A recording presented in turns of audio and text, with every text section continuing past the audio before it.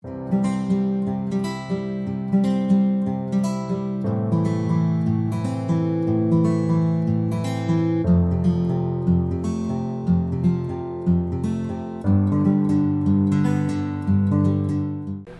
afternoon, boss. Good afternoon.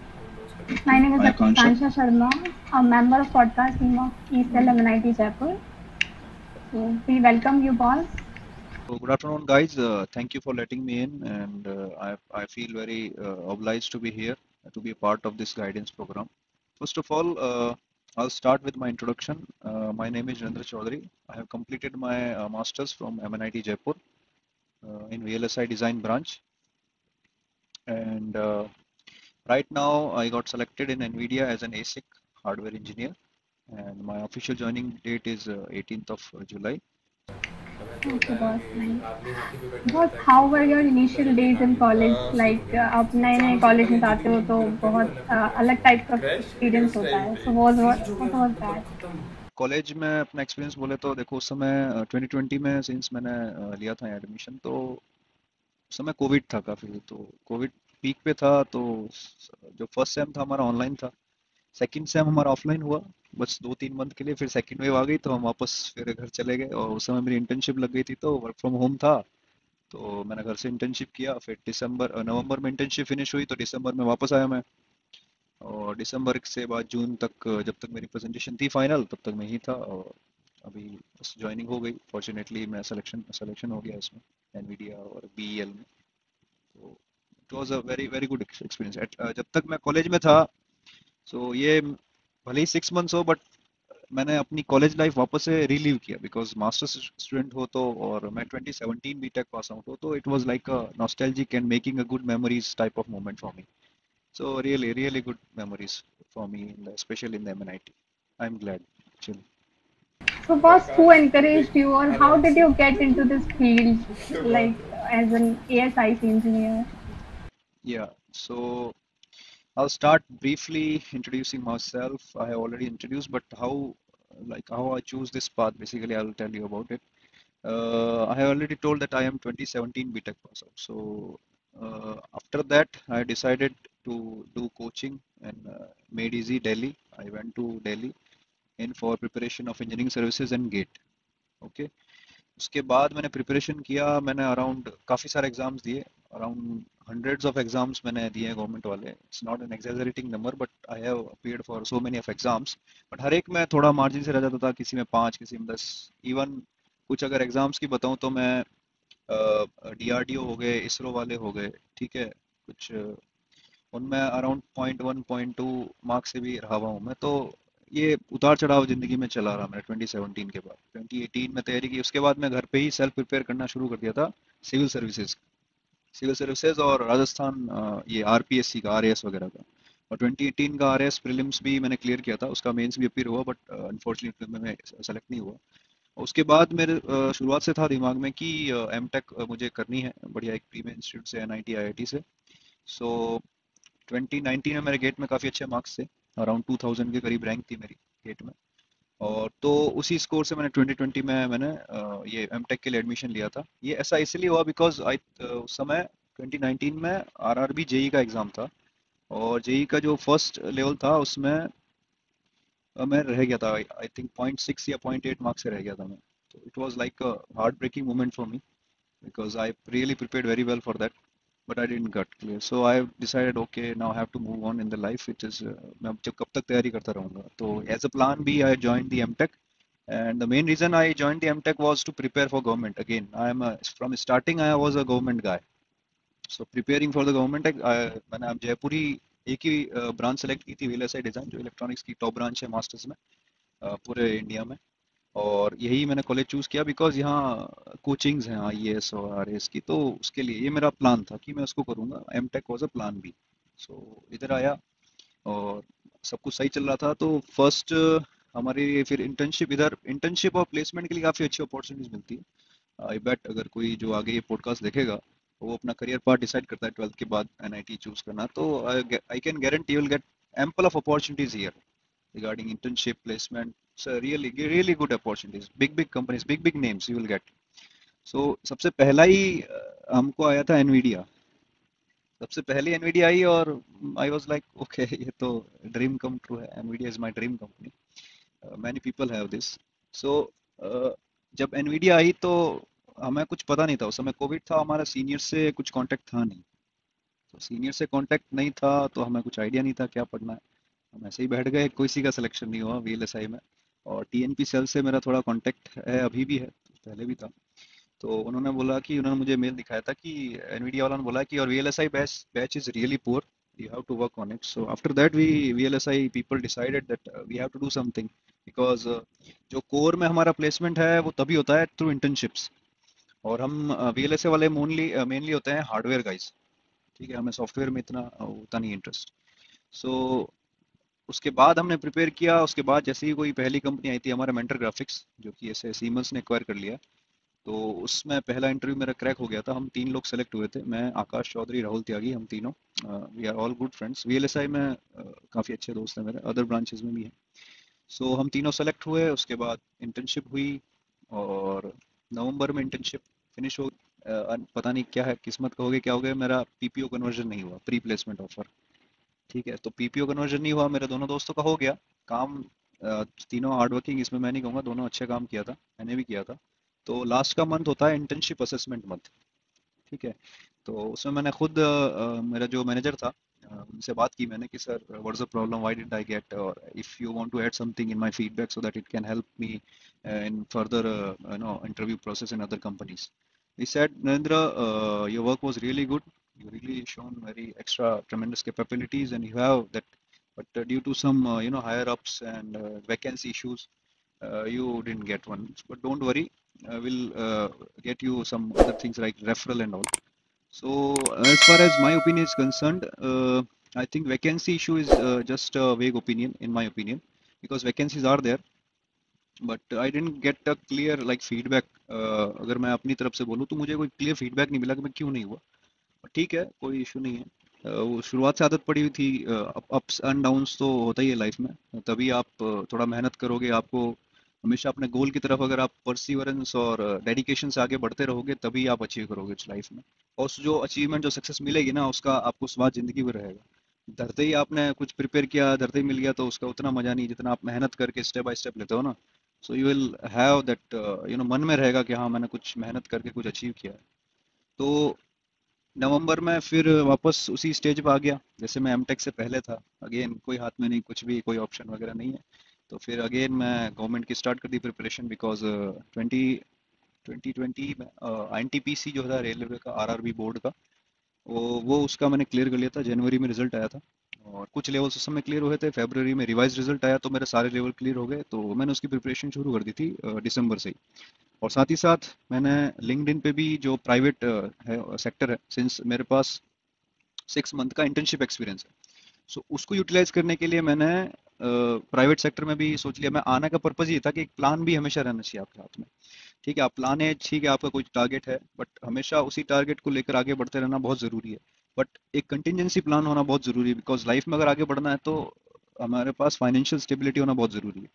So, उसी financial stability को sustain करने के लिए हमारे पास प्लान बी होना बहुत ज़रूरी है।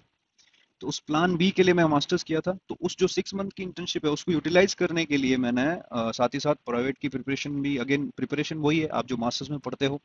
और जो मेरा कोर एरिया है जैसे वीएलएसआई जो वेरी लार्ज स्केल इंटीग्रेशन है, हार्डवेयर साइड, उसमें हमें कुछ स्पेसिफिक सब्जेक्ट्स है उनको और प्रिपेयर करना होता है और अच्छे से तैयार करना होता है, जैसे कि एनालॉग डिज़ाइन हो गया, डिजिटल डिज़ाइन हो गया, Python as a programming, TCL as a scripting language, and Verilog as a hardware description language. These are सब इलेक्ट्रॉनिक्स टर्म्स, ठीक है। सो ये सब्जेक्ट्स प्रिपेयर करने थे, तो वो भी मैंने एक स्ट्रिक्ट टाइम टेबल की तो मेरे को 2018 से आदत थी, 2017 के बाद जब से प्रिपेयर किया था स्ट्रिक्ट टाइम टेबल था। सुबह मैं गवर्नमेंट की प्रिपेयर करता था, जो जैसे कि जीके वगैरह है और एप्टीट्यूड वगैरह वो। और फिर दोपहर में लैब का काम, जो प्रोजेक्ट असाइन होता है सेकेंड ईयर में, और कुछ लैब्स भी हमें लेनी होती है बीटेक जूनियर्स की, वो। और शाम को थोड़ा स्पोर्ट्स वगैरह उसमें पार्टिसिपेट करके, because mental health is also necessary, you have to remember this. उसके बाद मैं प्राइवेट की प्रिपरेशन करता था, तो ये थोड़ा स्ट्रिक्ट शेड्यूल था मेरा। और नया नहीं था, बिकॉज आदत थी मेरी, तो हो जाता है। जो नए नए होते हैं उनको थोड़ा दिक्कत होता है, but you have to stick to the plan. अगर आप टाइम टेबल बनाते हो तो ऐसा नहीं आप दीवार पे चिपका दिया, उसको रोज देख रहे हैं, फिर एक दिन फॉलो हो गया, फिर अगले दिन मन नहीं कर रहा, ऐसा नहीं होना चाहिए। एटलीस्ट 20-21 डेज से फॉलो करें, वो आपकी आदत बन जाएगा, वो पता भी नहीं लगेगा। ठीक है, ये टेस्टेड है मेरे ऊपर, तो मैं इसलिए बता रहा हूँ। सो उसको फॉलो किया, देन अराउंड दिसंबर में ही बीईएल, जो एक भारत इलेक्ट्रॉनिक्स लिमिटेड का करके हमारा नवरत्न पीएसयू है, मिनिस्ट्री ऑफ डिफेंस के अंडर है, उसके फॉर्म भरवाए थे। और सो ये गवर्नमेंट जॉब है, सो फॉर्म भर दिया मैंने। तो मन में था कि इसमें निकल जाएगा मेरा, अगर रिटर्न लेते हैं तो प्रिपेयर करना ही है। उसमें क्राइटेरिया था उनका बीईएल में जाने का, और ये जो है बीईएल की वेबसाइट पे लिखा है कि अभी ये पहले गेट के थ्रू लेते थे, ठीक है, गेट से अब नहीं लेते हैं ये, तो ये अब एनआईटीज और आईआईटीज में इंटरव्यू के थ्रू इनका सिलेक्शन होता है। इनकी वेबसाइट पे क्लियरली मेंशन्ड है कि एनआईटीज एंड आईआईटीज इंटरव्यू के थ्रू। तो I was like okay, interview का प्रिपेयर करेंगे, ठीक है, इंटरव्यू में इशू नहीं है। और उसमें था क्राइटेरिया सिलेक्शन का कि आपकी एमटेक सीजीपीए 80% अबव होना चाहिए, और 20% आपका इंटरव्यू बेसिस है। सो 80% सीजीपीए पे मैं बहुत एकदम गारंटी थी कि हाँ, यहाँ तो मैं निकाल लूंगा, बिकॉज मेरे वीएलएसआई में हाईएस्ट है सीजीए। सो यहाँ पे मैं कंसर्न श्योर था कि ओके, अब मुझे इसकी इंटरव्यू प्रिपरेशन करनी है। सो जब बीएल का इंटरव्यू फैब में उन्होंने शेड्यूल किया, सब कुछ अचानक था, लाइक अ बॉम्ब। ये out of nowhere, out of syllabus चीज थी, अचानक आ गया सब। तो और उसमें पता लगा धीरे धीरे कि प्रोजेक्ट्स को लेकर ज़्यादा पूछते हैं। तो मैंने प्रोजेक्ट था उससे अच्छे से प्रिपेयर किया था। तो प्रोजेक्ट के लेकर उन्होंने काफ़ी क्वेश्चन पूछे, बेसिक इलेक्ट्रॉनिक्स के काफ़ी काफ़ी क्वेश्चन पूछे, जैसे कि एनालॉग के, ईडीसी के जो हमारे सब्जेक्ट्स होते हैं, उसमें काफ़ी उन्होंने क्वेश्चंस पूछे। और they like bombarded with me with questions, like लगातार 4-5 लोगों ने क्वेश्चन पूछे थे एक साथ ही। तो मैंने उनको नोटिफाई किया एक कॉपी में, साइड में, और मैंने वन बाय वन सबको आंसर किया। उनको अच्छा लगा मेरा रिस्पॉन्स। और उन्होंने इंटरव्यू में भी उन्हें एंड में पूछ लिया कि आप हार्डवेयर में मतलब कंफर्टेबल है ना। तो मैंने कहा sir yes, as far as electronics is concerned, whatever the work is.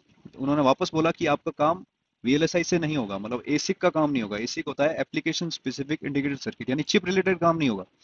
सो मैंने कहा सर मुझे कोई इशू नहीं है, इलेक्ट्रॉनिक्स का काम जब तक है मुझे कोई इशू नहीं है, because electronics is my favourite branch. ये मैं ऐसे ही इंटरव्यू में बोलेगा नहीं था, electronics is really my favourite branch. मैं बताऊंगा इसके बारे में कैसा क्यों बोल रहा हूँ मैं। तो उसके बाद उन्होंने पूछ लिया, तो आई वाज श्योर कि ओके ठीक है, हो जाएगा इसमें तो सेलेक्ट, एटलीस्ट एक बैकअप है मेरे पास, ऐसा मन में था। आप पता लग जाता है आपको जब इंटरव्यू मिलता है, आपकी परफॉर्मेंस आप खुद जज करना पता लग जाए, और ऐसा होना भी चाहिए कि आपको खुद पता लगे कि मैं कैसा दे रहा हूँ interview. Self assessment is very necessary. जो आपके फ्रेंड्स वगैरह आपके मॉक इंटरव्यूज लेते हैं, इट्स सेकेंडरी ऑप्शन, पहले खुद को पता होना चाहिए। तो अगले ही दिन उन्होंने रिजल्ट रिलीज कर दिया, that was again unexpected. PSU इतने जल्दी रिजल्ट रिलीज नहीं करते हैं। और वो मेरा दिन याद भी याद है, 16 मार्च का दिन था, है ना, 16 मार्च, यस। और वो मेरे को आज भी याद है, बिकॉज मेरे लिए वो काफ़ी एक्साइटमेंट डे था। मैं ट्रेन से वापस घर आ रहा था कुछ पर्सनल काम से, और 500-600 लोगों के फ़ोन आए, और it was like life changing moment for मी। उस समय लगा कि हाँ, अब तो कुछ अचीव कर ही लिया लाइफ में। बस वो सेलेक्ट हो गया, और देन फिर लाइफ एकदम एकदम चिल हो जाता आदमी, बिकॉज गवर्नमेंट की प्रिपेयर कर रहे थे। मास्टर्स प्लान बी था, बट उसमें प्लान ए सक्सेस हो गया एक तरह से, बिकॉज मेरा मेन टारगेट था इसरो, डीआरडीओ और बीईएल, है ना, ये प्रीमियर इंस्टीट्यूट्स हो गए, ये इनके अंदर जाना, ये मेरा शुरुआत से था कि, या आईएएस और आरएएस, ये तो ठीक है, तो हर कोई पैदा होते ही बन जाता है कि मुझे आईएएस बनना है, वो है। बट इलेक्ट्रॉनिक्स फील्ड में जाना है तो डीआरडीओ, इसरो एंड बीईएल, ये प्रीमियर इंस्टीट्यूट है, काफ़ी अच्छा काम कर रहे हैं, डायरेक्ट कंट्री के लिए काम कर रहे हैं ऐसा। और उसके बाद ही मुझे कई सारे, मैं ऑफ कैंपस मैंने बोला ही था कि दिसंबर में मैंने अप्लाई करना शुरू किया था, तो लिंक्डइन के थ्रू काफ़ी अप्लाई करता था। और उसमें मेरा इंटेल का रिटर्न हुआ, निकला, मार्वल का, माइक्रोन का निकला था, सिनॉप्सिस का निकला था। बट जैसे ही उनके इंटरव्यू शेड्यूल हुए थे सिनॉप्सिस वगैरह का, तो बीएल में होने के बाद मैं उनको उनको रिजेक्ट कर दिया, because I was satisfied, clearly satisfied. उसी दौरान एक और बात बताता हूँ, दिसंबर के एंड वीक में एनवीडिया का ये हायरिंग का फॉर्म निकला था। इसका नाम था next, Nvidia exceptional talent hiring program. यही इसे एनसीजी प्रोग्राम कहते हैं, इसको न्यू कॉलेज ग्रेजुएट एनवीडिया का हायरिंग प्रोग्राम है। सो उसके फॉर्म भरे थे, और इसका मार्च से एग्जाम होना शुरू था। बीएल से होने से पहले बेसिक का एग्जाम हो गया था, और वो मेरा रिजल्ट आ गया था, निकल गया था, तो मैं एडवांस की प्रिपेयर कर ही रहा था उसका। और एनवीडिया का एग्जाम मैं कह सकता हूँ कि one of the toughest, considering all other competitive companies exams like Qualcomm, Intel. मैंने कई सारे एग्जाम दिए हैं, मतलब लोगों मतलब देते हैं, उनसे पता लग जाता है कि एनवीडिया का स्टैंडर्ड काफ़ी हाई है, क्वेश्चन मामले में भी, और उनका जो सेट करते हैं पेपर, काफ़ी काफ़ी हाई है वो। सो जब बेसिक निकला तो कॉन्फिडेंस आया कि हाँ, मैं अच्छी प्रिपरेशन सही डायरेक्शन में है, मुझे थोड़ा और मेहनत करनी है, एडवांस का भी। और तब तक बीएल में हो गया था, एडवांस का मैंने शायद पेपर दे दिया था, उसका रिजल्ट अवेट कर रहा था। तब मेरे पास चॉइस थी कि मैं बीएल हूँ, गवर्नमेंट मिल गया है, सो मैं I am happy, but what to do, but Nvidia मेरी ड्रीम कंपनी है। ठीक है, तो उसके लिए मैंने चांस लिया कि ठीक है मैं एनवीडिया देता हूँ। काफ़ी रिजेक्ट कर लिए, कुछ फ्रेंड्स ने भी बोला था कि एटलीस्ट एक ऑफर ले ले, रिजेक्ट करना तो बाद में भी कर सकते हैं, ज्वाइनिंग से पहले भी कोई इशू नहीं है, बट एक ऑफर ले लेगा तो सही रहेगा। तो मैंने कहा ठीक है, एनवीडिया में ले सकते हैं। एनवीडिया हमारी कह सकते हो थोड़ा नंबर वन कंपनी है हमारी सेमीकंडक्टर वीएलएसआई फील्ड में। अ, ठीक है, हर कोई इसमें जाना चाहता है ऑफ कोर्स। और उसके लिए प्रिपेयर किया, तो जब एडवांस का रिजल्ट आ गया उसमें भी सिलेक्शन हो गया, तो ना से डिसाइडेड ओके अब इंटरव्यू देते हैं। इसके टोटल 4 राउंड थे। फर्स्ट बेसिक टेस्ट था, बेसिक क्लियर करोगे एडवांस, एडवांस क्लियर करोगे तो फर्स्ट टेक्निकल राउंड, 1.5 आवर चला था ऑलमोस्ट, एंड लास्ट था मैनेजरियल राउंड, वो भी अराउंड 1.5 आवर चला था। तो वो इंटरव्यू के लिए प्रिपेयर किया। वही इलेक्ट्रॉनिक्स बेसिक्स और जो भी हमारा एम टेक का पार्ट होता है वीएलएसआई का। और उस समय मैंने डिसाइड कर लिया कि नहीं, मैं इसको एनवीडिया को चांस दूंगा। फर्स्ट राउंड ऑफ इंटरव्यू ठीक ठाक गया था, अराउंड 80% मैंने जवाब दिए। कॉन्फिडेंट नहीं था इतना, मुझे लगा कि एनवीडिया थोड़ा हाई लेवल स्टैंडर्ड है तो शायद नहीं होगा, बट इतना टेंशन नहीं था दिमाग में, बिकॉज एक बैकअप था हाथ में। बीएल जैसा इतना पावरफुल बैकअप, आप कह सकते हो कि मैं तो बिल्कुल चिल था, मुझे कोई ऐसा टेंशन था ही नहीं, तो मैं एकदम चिल माइंडसेट से इंटरव्यू अपीयर कर रहा था, एग्जाम में भी अपीयर कर रहा था। और ऐसा ही होता है, जब तक आपका सिलेक्शन नहीं होता ना, you will face rejections all the time.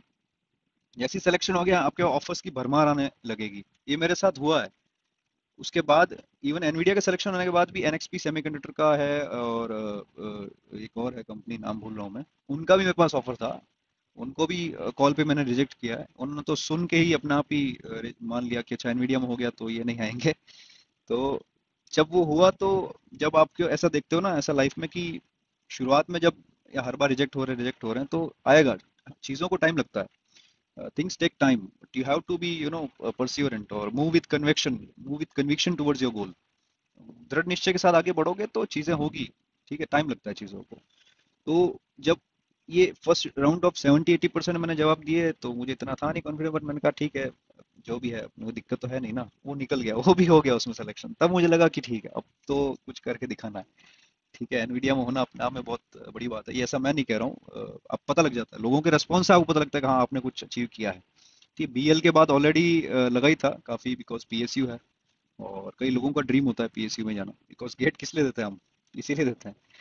तो फिर फाइनल इंटरव्यू था मैनेजर के साथ, वो आप कह सकते हो 100% परफेक्ट था मेरा, एक भी क्वेश्चन मैंने गलत नहीं दिया। तो जो वो था उसमें अराउंड आप कह सकते हो कि मैंने सब बहुत ही अच्छे आंसर दिए, और मैनेजर भी खुश थे। अराउंड 15 मिनट्स एक्स्ट्रा लिए थे मेरे, कि इट्स रियली एंगेजिंग कन्वर्सेशन।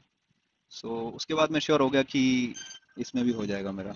और फिर जब फाइनल रिजल्ट आता है 1-2 वीक के बाद, तो again it's again a memorable moment for me, like मेरी मैंने ड्रीम कंपनी का भी इंटरव्यू और रिक्रूटमेंट प्रोसेस क्रैक कर लिया।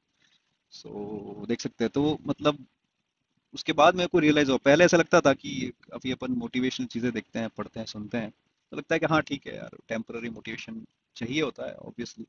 जब आप यूपीएससी की प्रिपरेशन करोगे ना, उसमें कुछ सब्जेक्ट्स होते हैं एथिक्स के, इवन उसमें भी होता है, ऐसे अभिप्रेरणा कहते हैं, स्व प्रेरणा, अभिप्रेरणा, मैंने हिंदी मीडियम से यूपीएससी किया है ना, तो उसमें इसे ऐसे कहते हैं।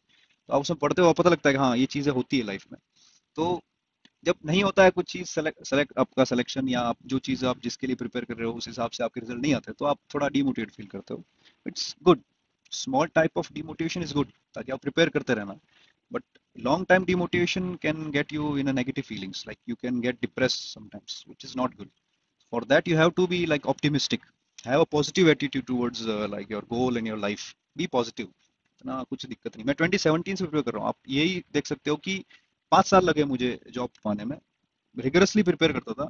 तो उसी स्टेप में फिर वो जब सेलेक्ट हो गया, तो अब आप देख सकते हैं कि सिलेक्शन के बाद क्या हुआ, मेरे पास 2 ऑफर थे, एक गवर्नमेंट का और एक ड्रीम कंपनी का। तो अगेन एक कंफ्यूजन सिचुएशन थी। तो मुझे ये उम्मीद नहीं थी कि ऐसा भी लाइफ में एक मोमेंट आएगा कि मुझे चूज करना पड़ेगा दोनों में से एक, कौन सा लेना है मुझे। तो थोड़ा कंसल्टेशन किया फ्रेंड से भी और कुछ फैकल्टी से भी।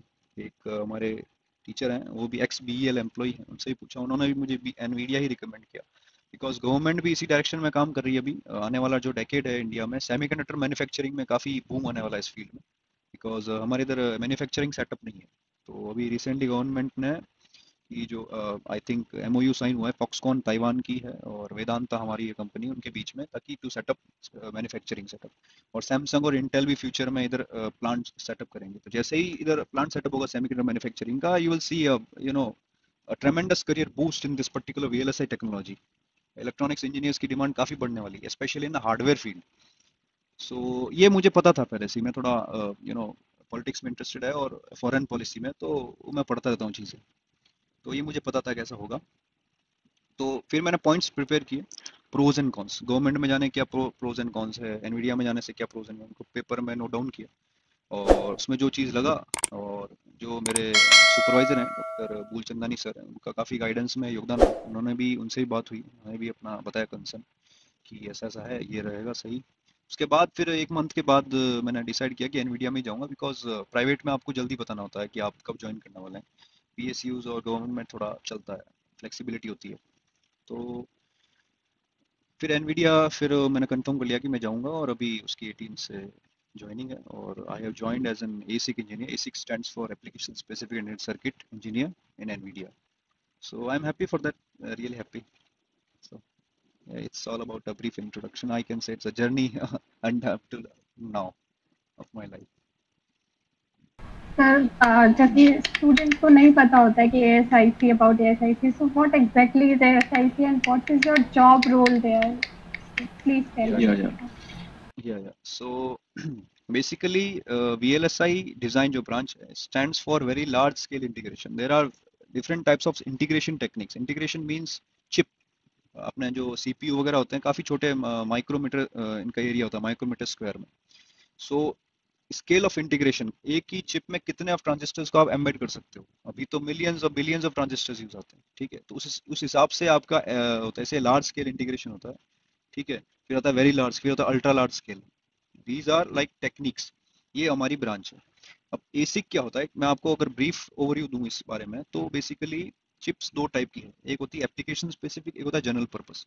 General purpose ICs are like processors जो आपके सीपीयूज में होते हैं, जैसे कि इंटेल की आई सीरीज है, ठीक है, जियोन सीरीज है, और एएमडी की राइजन सीरीज है। दीज आर प्रोसेसर, उनका काम ये है कि वो प्रोसेसर का काम करेंगे। ऐसा नहीं है आप उनको वॉशिंग मशीन में बना के आप वो कुछ और बना दोगे, ऐसा नहीं होता है। जबकि चिप्स हर जगह लगती है, कार्स में लगती है, वॉशिंग मशीन में लगती है, ठीक है, और टीवी में लगती है, हर जगह लगती है चिप्स। वो होती है एप्लीकेशन स्पेसिफिक, किसी एक एप्लीकेशन के काम करने के लिए बनवाना उसका। और जैसे कि टीवी के रिमोट की चिप आप वॉशिंग मशीन में लगा के उसका काम नहीं कर पाओगे, ठीक है। तो एक एप्लीकेशन स्पेसिफिक है। तो एप्लीकेशन स्पेसिफिक आईसीज को बनाना एसिक होता है। फिर जनरल पर्पस भी उसी के अंडर आता है, उसे कहते हैं system on chip, SOC. these are अलग अलग टर्मिनो ये these are different different terminologies used in these industrial VLSI industrial field. So ये जो एप्लीकेशन स्पेसिफिक है, तो इसमें मेरा जो जॉब रोल है वो है पावर एस्टिमेशन, ठीक है। इलेक्ट्रॉनिक्स में डिफरेंट पावर्स होती हैं, static power, dynamic power, leakage power. So उसको कैसे ऑप्टिमाइज करना, कहाँ हम परफॉर्मेंस को इंक्रीज कर सकते हैं, पावर कम से कम आए। एक लो पावर डिजाइन भी हमारे एक आप कह सकते हो फील्ड होता है, लो पावर डिजाइन, तो उसका भी यूटिलाइजेशन होगा इसमें। आपने मोबाइल में देखा होगा आजकल बैटरी सेवर मोड आने लग गया है, ठीक है। वो क्या करता है, आप क्लिक करते हो तो बैकग्राउंड में पावर कंज्यूम कम होती है। तो वो आप जैसे एक बटन पे क्लिक कर रहे हो, बट बैकग्राउंड में क्या हो रहा है, चिप में low power design is implemented on a chip. When you press that button, that starts working, and या आपकी जो बैटरी है वो एक तरह से कह सकते हो काफी कम कंज्यूम होती है उस समय। So this is as a for, you can consider as an example of my job role. This is all about ASIC. या So, boss, if any, what were the wrong steps that you have taken in your journey that one should not repeat? Yes yes, it's a really really interesting question, very good question I would say. ये बहुत ही अच्छा question है, because Chanakya का एक coat है, चाणक्य जो हम जानते हैं, हमारे आचार्य चाणक्य, कि लाइफ में हमारी लाइफ इतनी बड़ी नहीं है कि हम खुद ही मिस्टेक करते रहें और उनसे सीखते रहें, ठीक है। हमेशा एक व्यक्ति का ये नजरिया होना चाहिए कि हम जो दूसरा व्यक्ति क्या गलती कर रहा है उससे भी सीखें। हमारी जिंदगी इतनी बड़ी नहीं है, ऐसे तो आप जिंदगी भर मूर्खों की तरह गलतियां ही करते रहो, और सेम गलती रिपीट करना मूर्ख कहलाता है। एक गलती से होगा, उससे सीखना ये ह्यूमन इवोल्यूशन का पार्ट है। गलतियां होगी, उससे सीख के आगे बढ़ना, it's a basic thing, it's a normal thing, ये होना चाहिए। बार बार मिस्टेक करो, यू आर फूल। सो दूसरों की गलतियों से सीखना और उससे आगे बढ़ना, ये आप एक इंटेलिजेंट है, you can say common sense, एक समझदार मनुष्य की निशानी है ये। तो मेरी प्रिपरेशन में आप कह सकते हो कि इनिशियली तो आई वाज लाइक ब्लैंक, मुझे इतना पता नहीं था। जब दिल्ली गया तो दिल्ली जाने के बाद मुझे काफ़ी ज़्यादा आइडिया, वहाँ लोग बहुत ही ज़बरदस्त तरीके से प्रिपेयर कर रहे हैं। ठीक है। इवन मैं खुद फिर आदत पड़ी तो मैं खुद प्रिपेयर करता था। इवन कभी कभी 8-8 घंटे क्लास लगती थी तो मैं खुद सेल्फ प्रिपेयर करना होता है लाइब्रेरीज में जाके, तो मैं 2 से 3 घंटे सोने पे आ गया था। वहाँ लोग करते हैं, वहाँ लोग 1 घंटा ही सोते हैं। लोग इतने भयंकर प्रिपेयर कर रहे हैं वहाँ, 1 घंटा ही सोते हैं वो। 24 घंटे लगभग 20 to 23 आवर्स सिर्फ पढ़ते रहते हैं वो, खाने खाते समय भी पढ़ते रहते हैं वो जब मैंने लोगों को प्रिपेयर कर देखा ना तो मुझे लगा कि बहुत मेहनत करनी पड़ेगी, ऐसे तो जिंदगी नहीं चलेगी जब इतने धुरंधर लोग भरे हुए हैं इंडिया में। और वो लोग करते हैं, इवन 4-5 5-5 साल से प्रिपेयर कर रहे हैं, उनका भी निकलता है।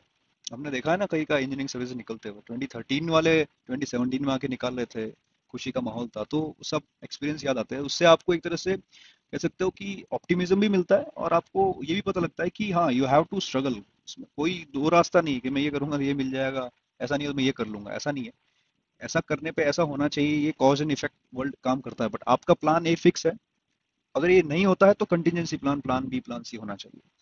तो वो दिल्ली जाके पता लगा। और मिस्टेक ऐसा होता है कि प्रिपेयर करते हैं कभी कभी, और जब आपका सिलेक्शन नहीं होता तो हमेशा डाउट रहता है कि हमें जो तरीका अपना रहा हूँ वो सही है या नहीं है प्रिपरेशन का। तो आप एक अपनी स्ट्रेटजी बनाइए, ठीक है, आप जिस स्ट्रेटजी को फॉलो कर रहे हैं ना उस स्ट्रेटजी को फॉलो कीजिए, उसका इस्तेमाल कीजिए टेस्ट सीरीज में। टेस्ट सीरीज में अगर इम्प्लीमेंट हो रही है तो ऑटोमेटिकली आपके एग्जाम में भी इम्प्लीमेंट हो जाएगी, सिलेक्शन होगा एंड लाइफ सेट। नहीं होता है तो स्ट्रेटजी चेंज कीजिए, जो आपका वीक एरिया है उसको पहले इंप्रूव कीजिए।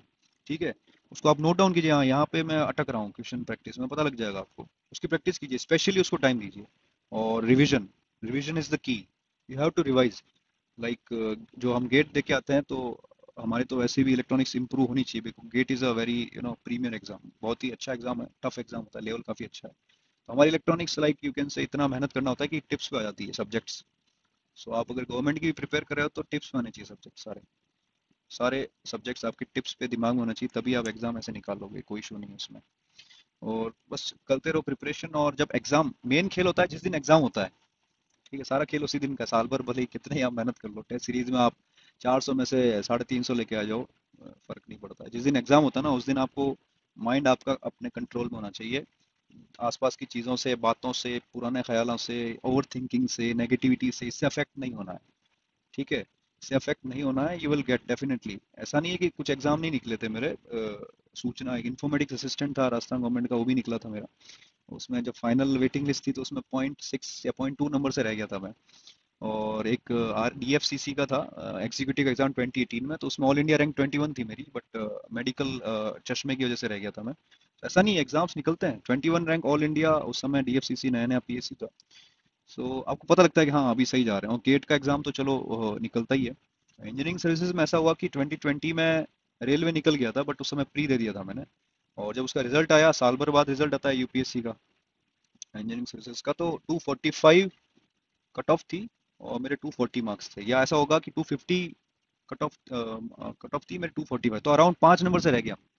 उससे पहले 2019 में 215 थी और मेरे 213 मार्क्स थे, ऐसा 2-3 नंबर से। तो चलता रहता है लाइफ में। तो काफी नजदीक से भी रहते हैं। तो हमें तब लगता है कि यार मैं कहाँ गलती कर रहा हूँ, तो आप तब गलती करनी कुछ नहीं कर रहे होते, जिस दिन एग्जाम होता है ना उस दिन आप कहीं ना कहीं सिली मिस्टेक कर रहे हो। ठीक है, आपकी स्ट्रेटजी में गलती नहीं है।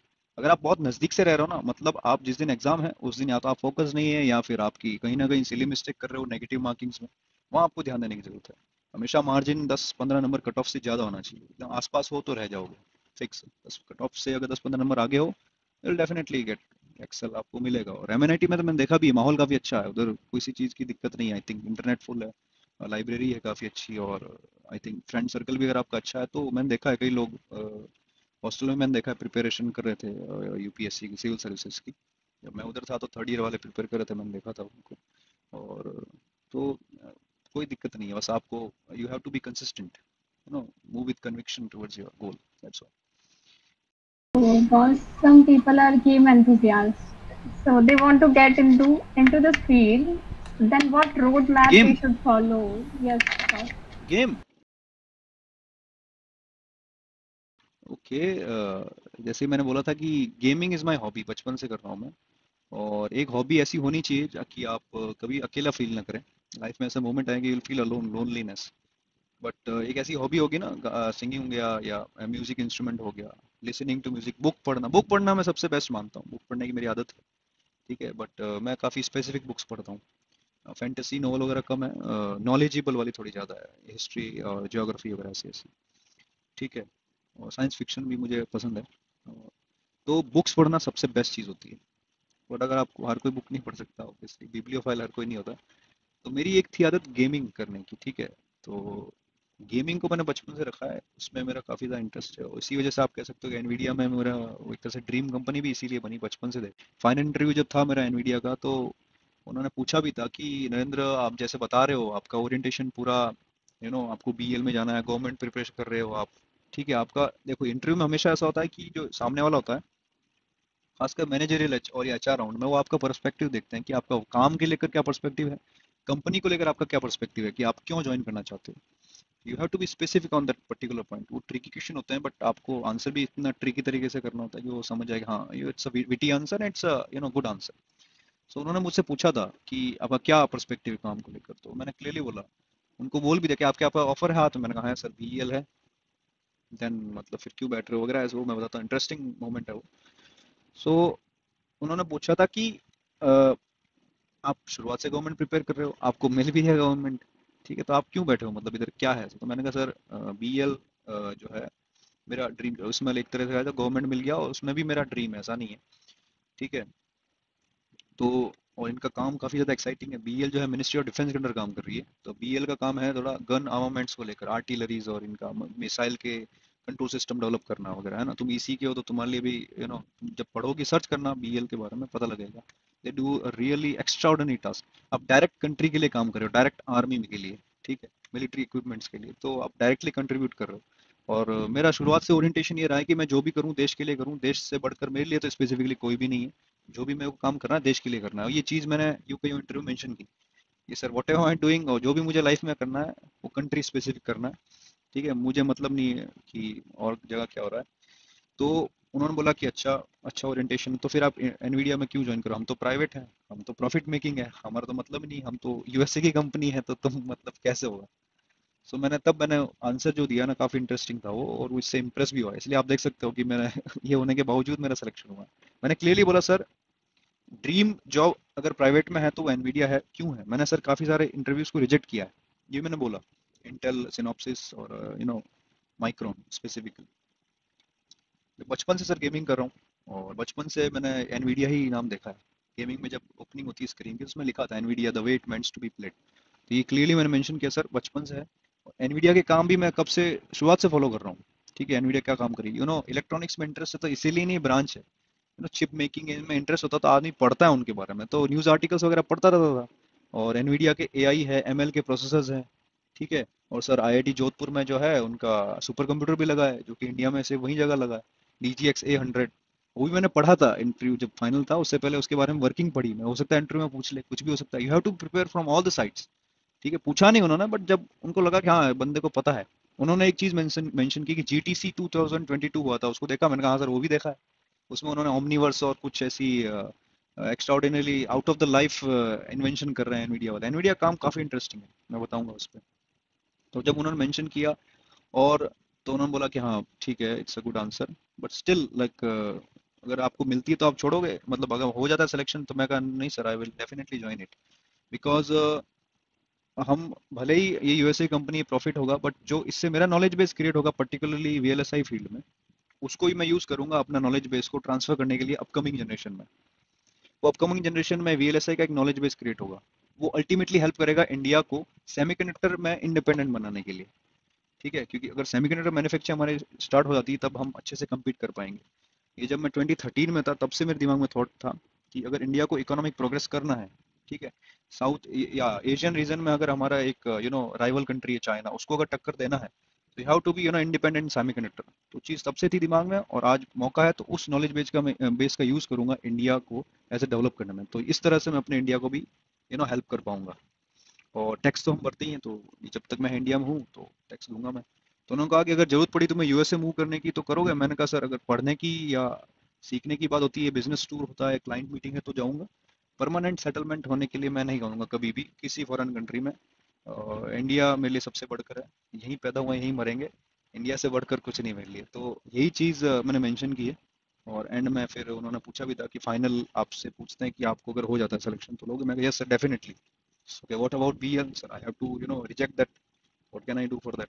ओके उसके बाद रिजल्ट आया, हो गया सिलेक्शन। तो इतना कॉन्फिडेंटली जब जवाब दिया ना, तो मुझे खुद को पता लग गया कि हाँ अगर होना है तो हो जाएगा, नहीं तो कोई इशू नहीं है, बीएल है ही हाथ में। तो वो ऐसा होता है।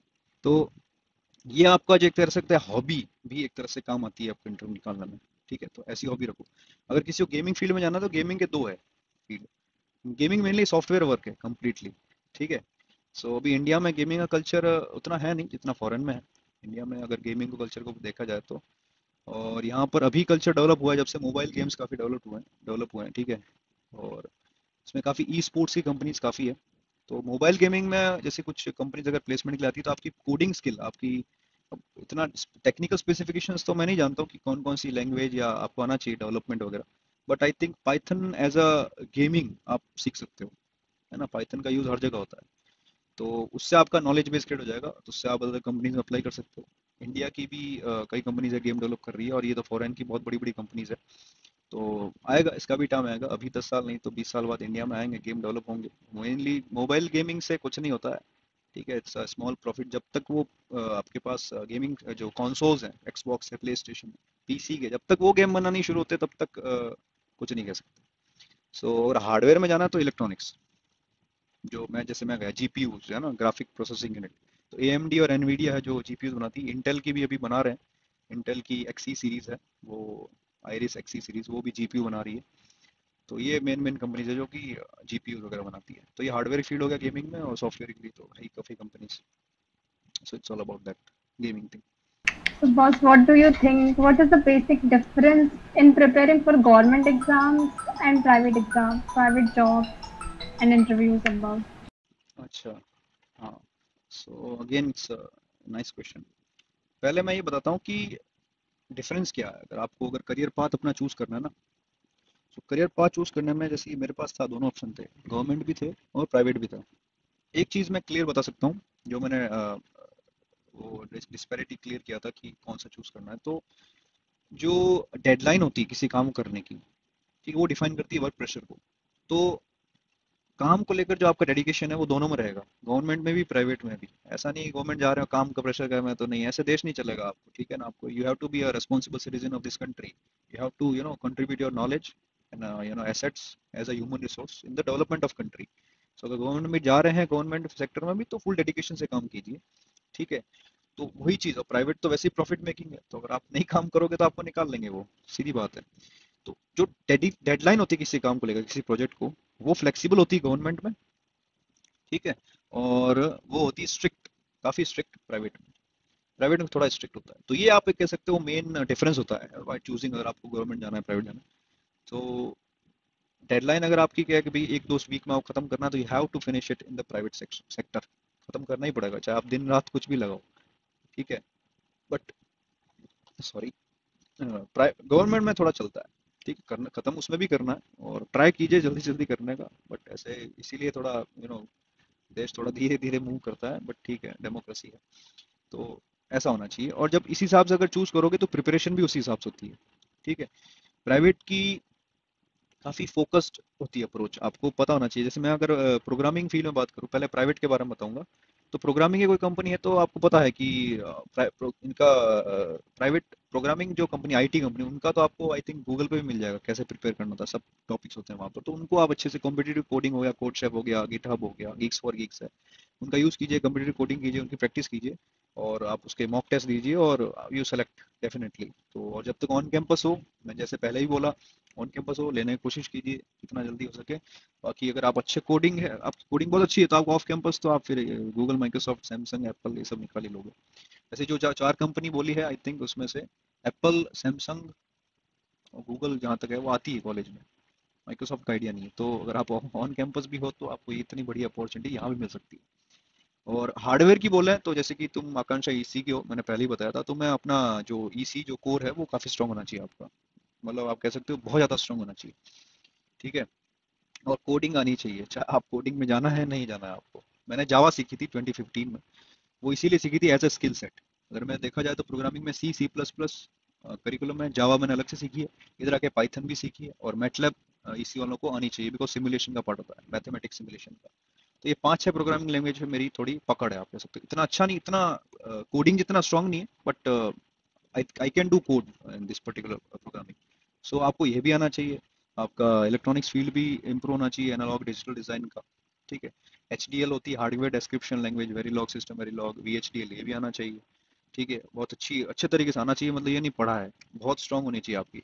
तो ये आपके हार्डवेयर सेक्शन में प्रिपरेशन हो गया, ये हो गया आपका प्राइवेट सेक्टर का। फिर आप उनका ऑब्वियसली आपको उनकी रिटर्न प्रैक्टिस करनी है और इंटरव्यू भी प्रिपेयर करना है।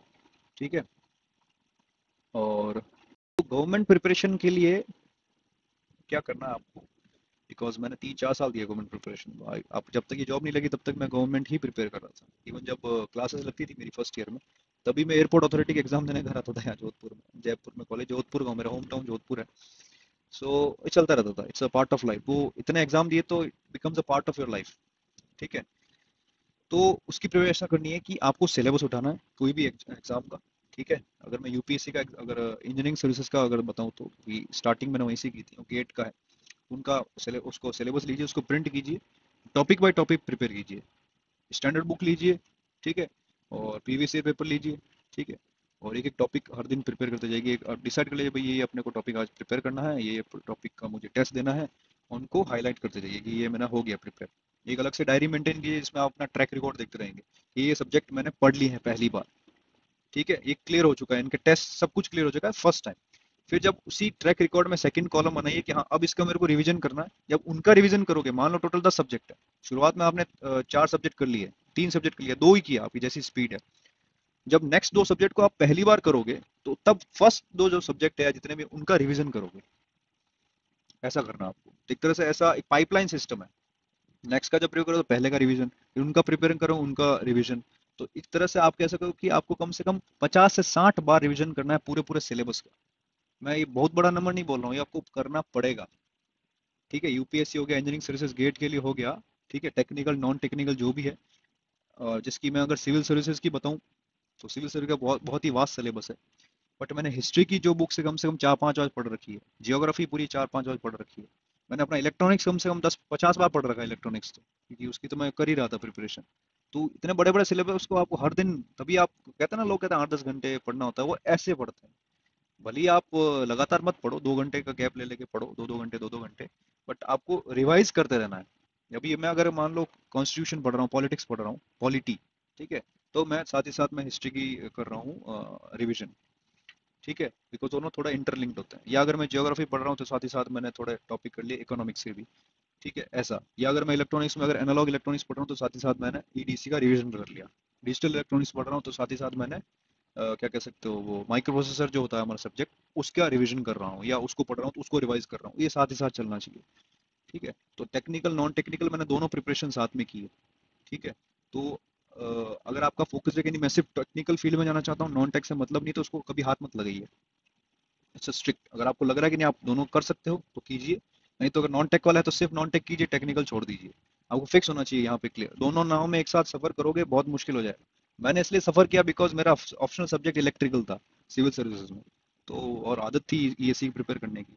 तो अगर आप कर सकते हो तो कीजिए, कई लोग करते हैं, इलेक्ट्रॉनिक्स वाले ज्यादातर इलेक्ट्रिकल ही लेते हैं ऑप्शन, तो आपको लेना पड़ता है। तो ये गवर्नमेंट प्रिपरेशन का है, और प्राइवेट का है, ये मैंने बता दिया। सो so thank you for calling me here, and I'm really glad that you took my on podcast and all. Thank you, thank you, thank you.